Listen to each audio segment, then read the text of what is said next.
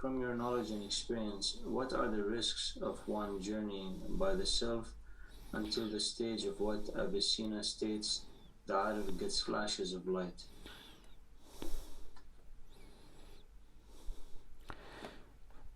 As long as you are performing what is universally said and recommended, you are safe. But if you have to make a special decisions, then you have to be careful, and that's where you need to at least consult someone reliable. If there is no one to give you instruction, at least you have to consult. But most of people, I think, still they are in the stage of acting upon general recommendations. Still, we have much more to do that we know and we haven't yet done. Tawbah, forgiveness, is it one-off or a gradual process? So on the journey, does the salik feel all the past sins are forgiven, or is it a gradual process that the salik should feel some of the sins are forgiven? One of the reasons I'm asking this question is that as long as the I-ness remains, one is sinning, and this finally goes at the final stage of fana. This sin, of course, is different. This sin, if you mean what they call wujuduka dhambun, your very existence is a sin because you are separate from God. This is different from sin that we are talking about.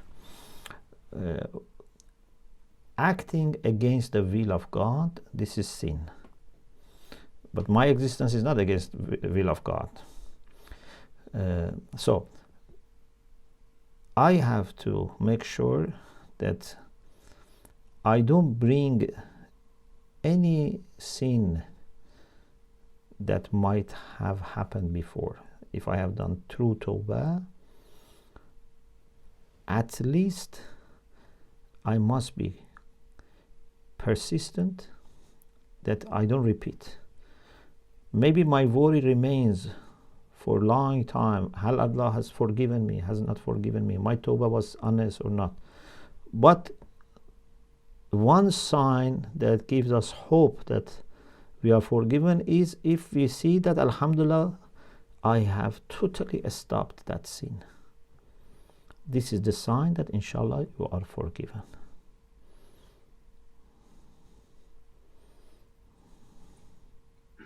There was a question about very basic demonstration with instructions about how to perform salah, even to the detail, like for example having a straight spine in ruku', and that was one thing, but also it continued to talk about how it would be useful to have more information about how to be fully engaged in the meaning of the words and where to look for that. For I know that you salat? have a series, yes, I know that you have a series on Friday. Yes. So there is a series on Friday for this at 4 p.m. Eastern Time and 8 p.m. GMT time, Secrets of Salah, based on Jami' al-Sa'adat. So Sheikhna is giving that, but would you like to add anything to this question? We had a series before, Secrets of Prayer. 6-7 sessions published in Spiritual Quest. Now we have a new series, as you said, based on Jamu Sa'adat, will be very detailed. I think we had the 18th one. Yes, something like that. Yeah, which we discussed about tashahhud. We had one session on tashahhud, we had one session on sajda, one session on ruku, one session on qira'ah, all according to Jamu Sa'adat. So either go please to that series, which goes back to maybe 10 years ago, something like that, Secrets of Prayer, or the new series which we have every Friday, and alhamdulillah it's available on YouTube if you want to understand what our ulama have instructed us. Thank you very much. You're welcome. We continue to make the best use of the time. The next question is, after salams and Alaykum expressions salam. of gratitude and prayers for your blessing your family and Thank everything you. that you Thank do. you very much. What is your advice to someone who is working hard on their spiritual journey, but their spouse may be more interested in the dunya? Their spouse? Your spouse. So this person is spiritual, but the spouse is more interested in dunya. Yes. Yeah. This is actually common. It's rare that both are on the same page. If both are on the same, it's excellent. But sometimes the spouse is a religious, but not very spiritual. It's after dunya or has interest in it. This is where you have to be very wise and moderate. It's difficult, but there are lots of barakah here. If you manage to deal with this person in the way that they don't become against this journey, in you and your akhlaq, they should develop interest. But you cannot impose and you cannot, fight over it. Spirituality is something that you cannot fight and argue. Spirituality is a food. Your food must smell so well that people say, may I try this? Do you allow me to try this? Yeah, I cannot force people to eat from my food. So if your spouse is not very spiritual, with moderation, but with plan. Not that you just follow them and lose your control. No, you know what you are doing, but you try to accommodate that person, and in your akhlaq and your sukoon especially, they can see how good it is to be spiritual.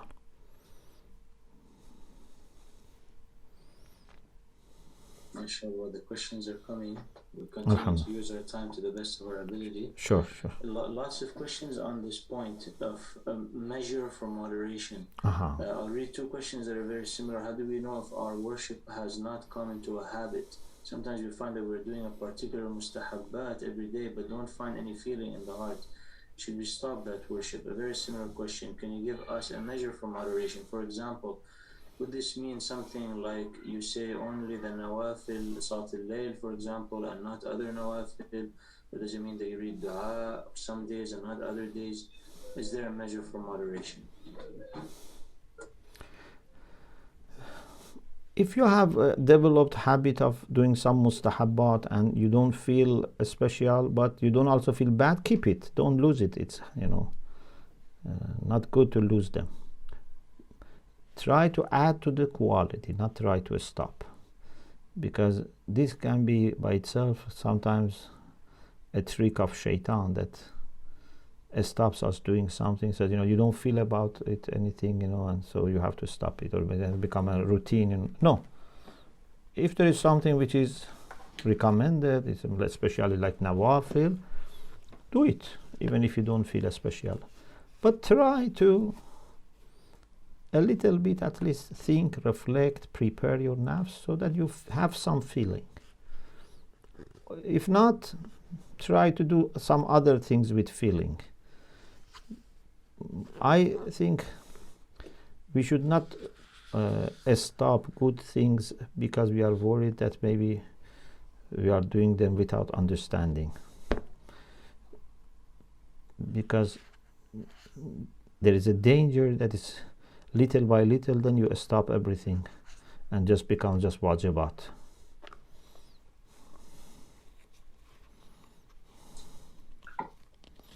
Thank you. Is it possible for a wayfarer that he has a period when he doesn't want any formal worship at all and just wants to sit quietly, or is it a sign of regression? Even wajibat or mustahabat? It wasn't in the question. Yeah. Of course, wajibat, we have to do it always.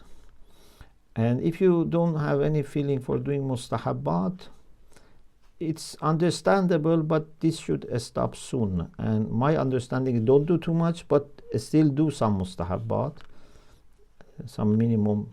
Still you have to do it, and inshallah you will pass this stage.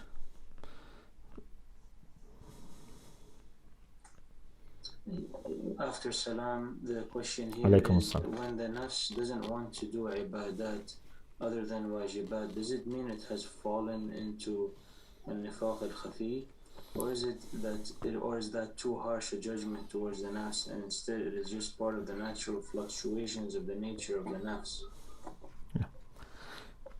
Amir al-Mu'minin said that for hearts there is iqbal, and sometimes there is idbar.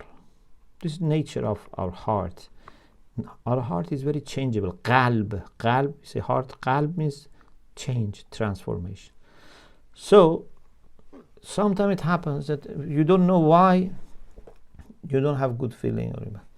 But what is important, you have not to lose your plans and your routines of ibadah and actions, because, for example, there is such a feeling or such a mood. This is why I say you shouldn't wait always for feeling very special or very good for ibadah. As long as it's not very much disliked and something that you really don't want it, do it. And little by little, inshallah, you will get used to it and you will enjoy it, inshallah. But if sometimes your heart is somehow blocked, it's possible. But if it remains for a long time, then it needs solution, it needs a treatment. But for a short period of time, it's possible. One day you are in a very good mood, another sometimes you don't know. But mu'mineen who have a structured life and who have determination, these things become very rare for them. Thank you very much, Sheikh. You're welcome. We're 1 minute away from the 30-minute mark. Alhamdulillah. So I think, inshallah, we stop here. Do we have more questions? We have about 5 more questions. Okay, so 6 more questions. So inshallah, maybe next week. Bismillah. Inshallah. Thank you to you and thank to everyone. Inshallah, remember us your du'as, especially in these months of Sha'ban. May Allah, inshallah, have mercy upon all of you, inshallah, and me. Ahsantum. Lots of thank yous also coming through on the chat. Thank you very much. May Allah bless all of you. Jazakumullah khairan.